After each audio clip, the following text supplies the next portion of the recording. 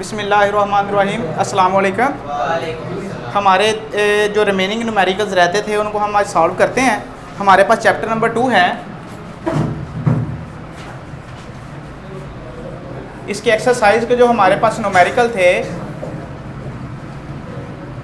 उनको हम स्टडी कर रहे थे।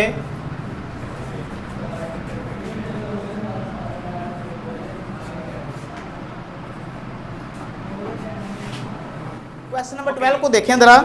द टार्क और टर्निंग इफेक्ट ऑफ फोर्स। देखें टार्क की डेफिनेशन भी बता दी कि ये क्या है जी, turning effect of force torque को ही कहते हैं, राइट जी। कहता है about a given point is given by R cross F unit vector. कहता है where's R is the vector from the given point to the point of application of F. यानी कि जो आर है वो पोजीशन वेक्टर आर है और जो एफ है वो पोजीशन वेक्टर की जो लाइन ऑफ एक्शन है उस पर लगने वाली फोर्स है। कहता है कंसीडर अ फोर्स आपको गिवन है, न्यूटन में दी हुई है, एक्टिंग ऑन द पॉइंट, और एक ऐसा पॉइंट है जिस पे वो फोर्स एक्ट कर रही है वो भी गिवन है आपके पास। कहता है what is the torque in newton metre about the origin. क्या फाइंड करना है जी, टॉर्क को फाइंड करना है न्यूटन मीटर में अबाउट द ओरिजिन। तो आप मुझे क्वेश्चन नंबर हमारे पास 12 है, इसका गिवन डाटा लिखवाएं ज़रा। गिवन डाटा हमारे पास है जी, जो गिवन फोर्स है जी वो है हमारे पास -3i प्लस जे प्लस 5k। ओके, ये हमारे पास फोर्स आ गई। और जो पोजीशन वेक्टर आ रहा है हमारे पास वो हमारे पास आर पोजीशन वेक्टर है 7i plus 3j plus k। Okay right. तो बेटा हमने टार्क को फाइंड करना है। क्या फाइंड करना है जी,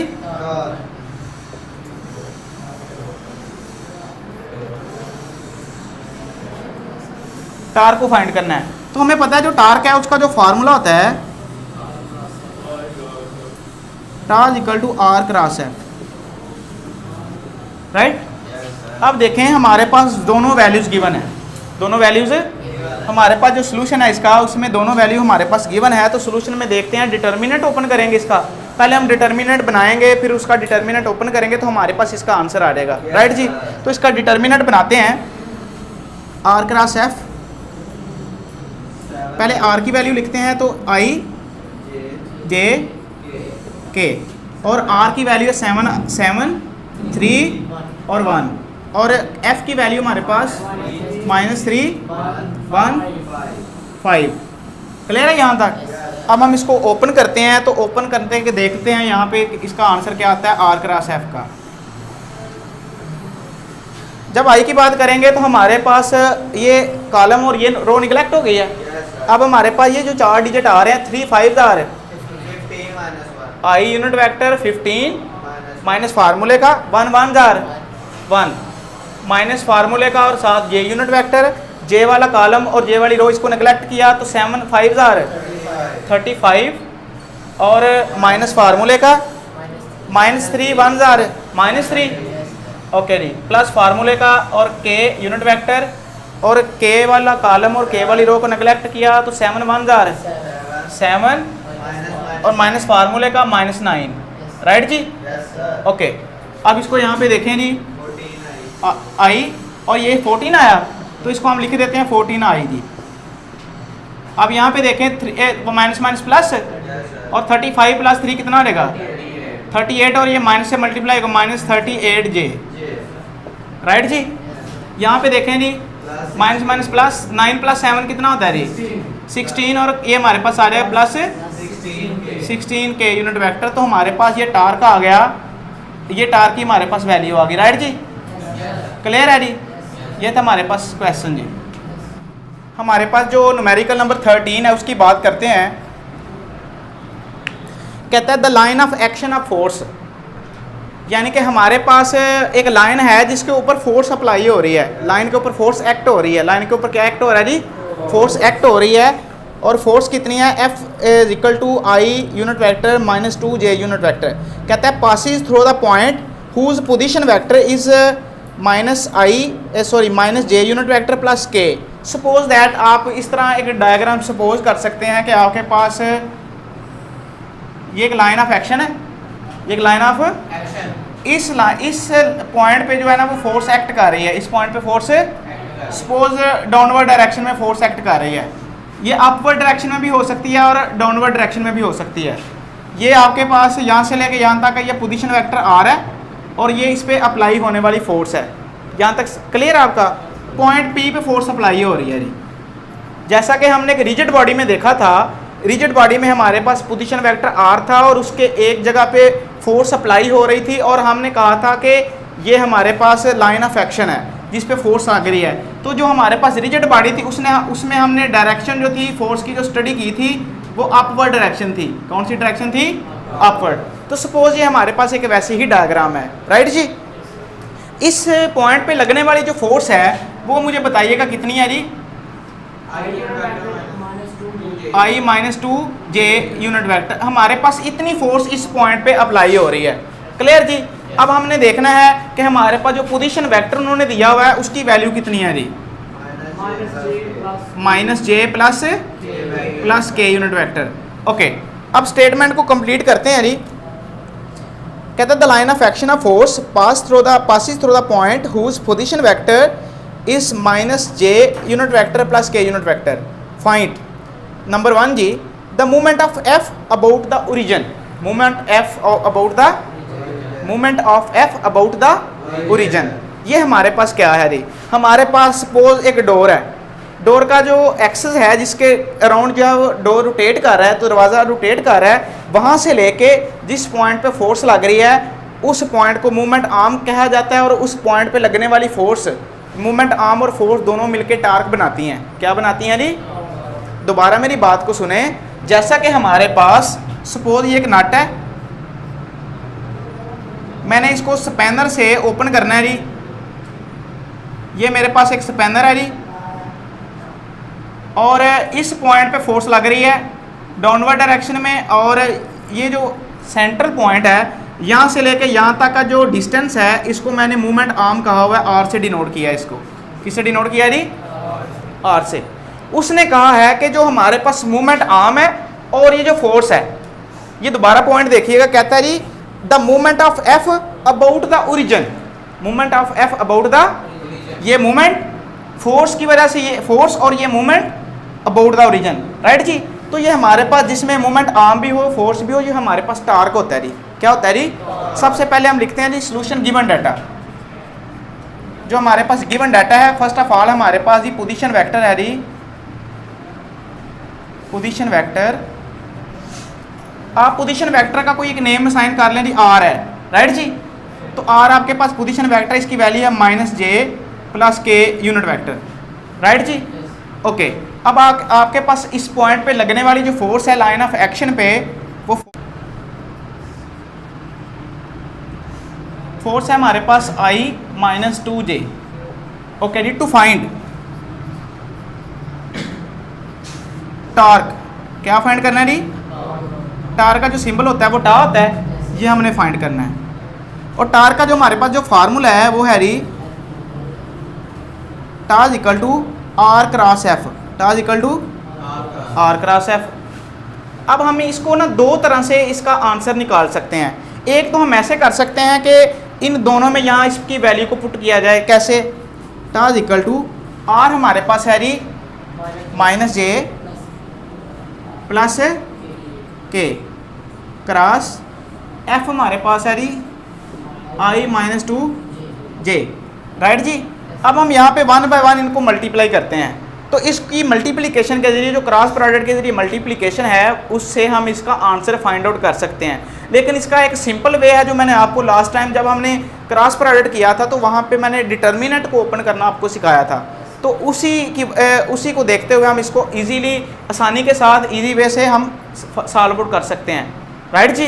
तो इसको सॉल्व करते हैं। हमारे पास सबसे पहले हम इसका डिटर्मिनेंट बनाएंगे। डिटर्मिनेंट में हमारे पास आएगा जी tau equal to are cross F equal to, अब देखें हमारे पास इनके यूनिट वेक्टर हैं, आप यूनिट वेक्टर लिख लें I j unit vector k unit vector. इतना लिखने के बाद डिटर्मिनेंट आपने क्लोज किया है, r की वैल्यू लिखें, r के जो कंपोनेंट्स हैं वो लिखें जी। हमारे पास r है जी -j, तो यहाँ पे I क्या होगा? 0। I वाला जो कंपोनेंट है उसकी वैल्यू 0 और -1 और 1। हमारे पास जो फोर्स है उसका है जी 1 -2 और क्योंकि k की वैल्यू नहीं है तो 0। क्लियर जी। अब हम इसको ओपन करते हैं, जब ओपन करेंगे तो हमारे पास रिजल्ट आ जाएंगे। राइट जी। ओपन करें इसको जी, i यूनिट वेक्टर। जब इसकी बात करेंगे तो ये वाला कॉलम और ये वाली रो हम इसको निगलेक्ट कर देंगे, हमारे पास ये आएगा। -1 को 0 से मल्टीप्लाई किया तो 0 माइनस फार्मूले का, और -2 1 जा रहा है -2। राइट जी। माइनस फार्मूले का साथ j यूनिट वेक्टर। ये अब हम जब j की बात करेंगे तो ये वाला कॉलम और ये वाली रो, अब हमारे पास ये 2 डिजिट और ये 2 डिजिट हम इनको मल्टीप्लाई करेंगे। 0 मल्टीप्लाई बाय 0 0 माइनस फार्मूले का 1 1 जा रहा है 1। क्लियर जी। प्लस k हमारे पास प्लस के के साथ जो प्लस लेते हैं वो हमारे पास फार्मूले में प्लस है, तो इसलिए हमने उसको प्लस किया है। अब जब हम k की बात करेंगे तो k वाला कॉलम और k वाली रो इनको हमने नेगलेक्ट किया है। और इसके बाद हम बात करेंगे जी इन वैल्यूज़ की। 0 -2 से मल्टीप्लाई हुआ तो आंसर है 0 माइनस फार्मूले का 1 1 जार -1, ये साथ माइनस। राइट जी। ये हमारे पास आ गया। अब इसको करते हैं जी minus minus plus plus 2i से मल्टीप्लाई हो के 2i। क्लियर है जी। अब यहाँ पे देखिएगा माइनस और ये -1 है, माइनस माइनस है प्लस j। अब आगे देखिएगा माइनस माइनस है प्लस, तो ये प्लस k आ गया। ये हमारे पास आंसर आया जी, टार का आ गया हमारे पास 2i plus j plus k। Right जी। अब आप ये r क्रॉस f की आपके पास वैल्यू आ गई है। क्लियर है यहाँ तक जी। यही आंसर है बुक पे भी वाकई। ओके जी। ये था हमारे पास इसका ना जो ए पॉइंट था उसकी बात हमने की है। अब हम बात करते हैं बी पॉइंट की। बी पॉइंट के लिए स्टेटमेंट देखिएगा, कहता है the movement of F about the point of which the position vector is i unit vector plus k unit vector. अब हमारे पास 2 पोजीशंस दी हुई हैं, 2 पोजीशन पे लगने वाली फोर्स हमारे पास सेम है, फोर्स एज इट इज है, और हमें एक और पोजीशन दी हुई है। मिसाल के तौर पे देखिएगा यहाँ पे हमारे पास जो फोर्स है, फोर्स हमारे पास है जी i -2j, और अभी जो उन्होंने पोजीशन दी है वो पोजीशन हमारे पास, उस पोजीशन को हम कहते हैं जी r1 पोजीशन। इसको अब हम कहते हैं पोजीशन वेक्टर r1, जो अभी उन्होंने दी है वो उसकी वैल्यू हमारे पास है जी i प्लस k। यहाँ तक क्लियर है। अब यहाँ पे बेटा देखें, हमारे पास पहले डायग्राम ये थी, हमें एक पोजीशन दी हुई थी। अब इस पोजीशन, ये पोजीशन अलग से है, एक पोजीशन हमें और दी है। अब 2 पोजीशन हो गई हैं। बात की समझ आ रही है? तो हम सपोज इस तरह कर लेते हैं, इस जो अभी हमें गिवन है इसको हम r1 कह लेते हैं, जो हमारे पास बाद वाली थी हम उसको r2 कह लेते हैं। तो वो हमारे पास उसकी सेकंड पोजीशन जी, हमारे पास पोजीशन r2, उसकी वैल्यू हमारे पास गिवन है जी -j प्लस k। यहाँ तक क्लियर है? फाइंड हमने टार्क करना है जी। क्या फाइंड करना है जी? टार्क। टार्क फाइंड करना है तो टार्क का फार्मूला होता है जी, क्या फार्मूला होता है? Torque equal to r cross f। Clear जी। अब हमारे पास जो सोचने की बात है वो ये है कि हमारे पास पिछले प्रीवियस क्वेश्चन में जो पोजीशन वेक्टर था वो एक था, हमारे पास मूवमेंट आर्म की वैल्यू थी। अब हमारे पास 2 मूवमेंट आर्म आ गए हैं। अब हम क्या करेंगे, इन दोनों को आपस में दे के हम एक वैल्यू निकालेंगे। राइट जी। तो हमें डिस्टेंस को मेजर करना आता है, 2 पॉइंट के दरमियान का जो डिस्टेंस है उसको हम कैसे देखते हैं? r2 minus r1। राइट जी। सॉरी, 2 पॉइंट का डिस्टेंस नहीं है, डिस्प्लेसमेंट है। क्या है जी? 2 पॉइंट का जो हमारे पास डिस्प्लेसमेंट है उसके फार्मूले से r2 माइनस r1 करके वहां से हम पोजीशन वेक्टर निकाल लेंगे। राइट जी। डिस्प्लेसमेंट फाइंड कर लेंगे तो आ जाएगा हमारे पास r equal to r2 minus r1। Right जी। क्लियर है यहाँ तक? अब इसमें वैल्यूज पुट करते हैं -j plus k unit vector और माइनस r1 है हमारे पास i plus k unit vector. यहाँ पे देखिएगा -j plus k minus I unit vector और माइनस प्लस माइनस के यूनिट वेक्टर। ये के और के यूनिट वेक्टर आपस में कैंसिल हो गए। हमारे पास जो आंसर आया जी वो माइनस आई है और माइनस जे है। ये पोजीशन वेक्टर आर की वैल्यू आई। यहाँ तक सब बेटा को क्लियर है जी क्लियर। अब हमने वही प्रोसेस करना है जो हमने किया था टार्क फाइंड करने के लिए। टार्क बराबर होता है आर क्रॉस एफ के इक्वल। तो इसके अकॉर्डिंग हम डिटर्मिनेंट बना लेते हैं आई जे के। आई की जो हमारे पास आर की जो वैल्यूज़ हैं वो आई यहाँ पे लेंगे हम -1 और के की वैल्यू यहाँ नहीं है तो 0। और हमारे पास जो फोर्स है यहाँ पे देखें 1 -2 और के क्योंकि नहीं है तो यहाँ पे 0। राइट जी। अब हम इसको ओपन कर लेंगे जी। ओपन करते हैं इसको, देखिएगा हमारे पास ये आएगा जी आई यूनिट वेक्टर। जब आई की बात करेंगे तो हमारे पास आई वाला कॉलम और आई वाली रो इसको हम निगलेक्ट करेंगे। राइट जी। -1 0 0 माइनस फार्मूले का और -2 0 से मल्टीप्लाई हुआ तो फिर 0 आंसर।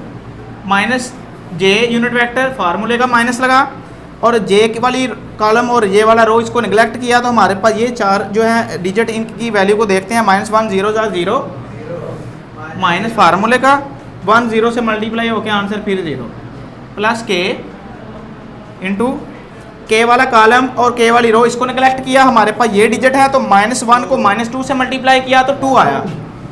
2 माइनस फार्मूले का -1 1 -1। राइट जी। यहाँ पे हमारे पास ये 0 आंसर आ गया, इसको हमने छोड़ दिया। ये भी हमारे पास 0 -0 0 है तो जे से मल्टीप्लाई हो गया, ये भी आंसर है 0। अब यहाँ पे देखें माइनस +1 है और ये 2 है तो कितना हो गया 3 और ये के से मल्टीप्लाई हो गया 3k हमारे पास आंसर आ गया। तो टार्क जो होता है उसका आंसर आया 3k। ये हमारे पास आंसर आ गया। यहाँ तक क्लियर है सब बच्चों का। ये थे हमारे पास 2 पॉइंट। असल में कंसेप्चुअल क्वेश्चन इसमें ये था कि उसने बताया हुआ था कि ये लाइन ऑफ एक्शन है, उस पर फोर्स अप्लाई हो रही है, पोजीशन वेक्टर्स हैं, तो ये हमारे पास टार्क बनता है। तो वहाँ से हमने दोनों पॉइंट्स का जो टार्क है उसको 1 बाय 1 फाइंड किया है। क्लियर है जी। नेक्स्ट क्वेश्चन देखते हैं जी। इस क्वेश्चन को स्टडी करने से पहले मैं आपको नया कंसेप्ट देता हूँ। बेटा आपको पता है कि हमारे घरों में जब हम कपड़े वॉश करते हैं तो उसको सूखने के लिए, उसको यानी कि ड्राई करने के लिए हम एक वायर के ऊपर डालते हैं। ज़ाहिर बात है वो गीले होते हैं, उसके अंदर पानी होता है। जब हम वायर के ऊपर काफ़ी सारे कपड़े डाल देते हैं तो वायर जो है वो बेंड हो जाती है नीचे की तरफ। मेरी बात की समझ आ रही है। सपोज दैट मैं यहाँ पे ना एक डायग्राम बना के आपको दिखाता हूँ। ये मेरे पास ये एक वायर थी, यहाँ से फिक्स थी दोनों पॉइंट पे। क्लियर है। जब हमने इसके ऊपर कपड़े जो है वो सूखने के लिए, ड्राई करने के लिए डाले हैं तो इसके ऊपर वेट आ गया तो ये बेंड हो गई है। अब ये बेंड होके ना इस कंडीशन में आ गई है। क्लियर है जी। यहाँ तक क्लियर है। तो ये बेंड हुई है लोड की वजह से, वेट की वजह से। किसकी वजह से? वेट की वजह से। जो लोड है उसकी वजह से ये बेंड हो गई है। क्लियर है जी। इस तरह होता है कि नहीं होता। अब हम अपने क्वेश्चन को स्टडी करते हैं जी। कहता है जी a load of 10 newton is suspended from the cloth line. हमारे पास से कपड़े जो है ना ड्राई करने वाली लटकाने वाली जो वायर है उसके ऊपर हमने डाले हैं तो लोड उसका है 10 न्यूटन। कहता है दिस डिस्टार्ट द लाइन। उस लोड की वजह से जो लाइन है वो डिस्टार्ट हो गई है। क्या हो गई है जी? डिस्टार्ट होके बेंड हो गई है। सपोज मैं यहाँ पे उसको ड्रा करता हूँ। ये देखिएगा ये मेरे पास हॉरिजेंटल वो लाइन थी और ये मेरे पास 10 न्यूटन का लोड था जो मैंने सस्पेंड किया था। ओके। अब आगे स्टेटमेंट देखें जी। This distort the line so that it makes an angle of 15 degree. कितना एंगल बना रहा है जी? कितना एंगल बना रहा है जी? 15 degree with the horizontal at each end. इधर देखें जी, ये हॉरिजेंटल लाइन है तो इधर भी 15 डिग्री का एंगल बन रहा है और इधर भी 15 डिग्री का एंगल बन रहा है। यहाँ तक सब बेटों का क्लियर है जी। ओके। कहता है find the tension in the cloth line. जो क्लॉथ लाइन है उसमें हमने क्या फाइंड करनी है जी? टेंशन फाइंड करनी है। तो हमारे पास जो गिवन डाटा है, हमें जो लोड दिया हुआ है, जो वेट दिया हुआ है, कितना है जी? 10 न्यूटन। जो हमारे पास एंगल है जी हॉरिजेंटल एंगल है जी थीटा और ये है जी 15 डिग्री, राइट जी, एट बोथ एंड। क्लियर है जी। हमने जो फाइंड करना है, टू फाइंड, क्या देखना है जी, टेंशन, टी फाइंड करना है जी। बेटा एक बात याद रखें, जो हमारे पास स्प्रिंग होती है उसमें जो फोर्स होती है ना, उसको टेंशन की फोर्स कहा जाता है। कौन सी फोर्स कहा जाता है जी? तो हमारे पास सपोज हमने इसके ऊपर जो कपड़े हैं वो रखे हैं, तो ये डिस्टार्ट हुई है, तो हमारे पास एक शेप ये बन रही है और 15 का एंगल बना रही है हॉरिजॉन्टल के साथ। तो जो स्ट्रिंग है उसमें जो टेंशन है वो हमेशा ऊपर की तरफ होती है। इन दोनों में जो टेंशन टी है ये ऊपर की तरफ अपवर्ड, और जो हमारा वेट है वो है डाउनवर्ड। हमारा वेट किधर है जी? डाउनवर्ड डायरेक्शन में। यहाँ तक बेटों का क्लियर है? अब हम इसको स्टडी करते हैं बाय कंपोनेंट मेथड। किससे स्टडी करते हैं जी? By component method.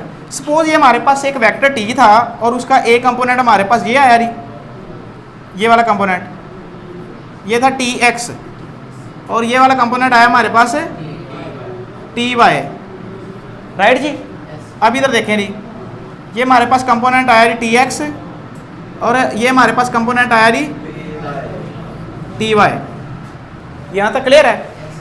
जितना ये कंपोनेंट है उतना ही हमारे पास कंपोनेंट ये है, ये वाला इस डायरेक्शन में, और इसको भी हम टी एक्स कह सकते हैं। जितना हमारे पास कंपोनेंट ये है उतना ही ये है, इसको भी हम टी एक्स कह सकते हैं। इतना क्लियर है जी।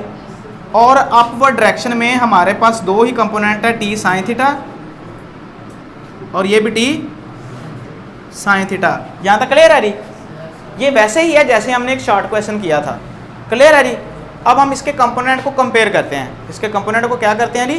कंपेयर। अब फर्स्ट ऑफ ऑल इसके हम एक्स कंपोनेंट हमें पता है, ये टी एक्स है टी कॉस थीटा, और ये भी टी एक्स किसके इक्वल है? T cos theta. देखें इन दोनों की डायरेक्शन अपोजिट है। इसकी डायरेक्शन इस डायरेक्शन में है, ये उस डायरेक्शन में है, तो अपोजिट डायरेक्शन में है और इक्वल है।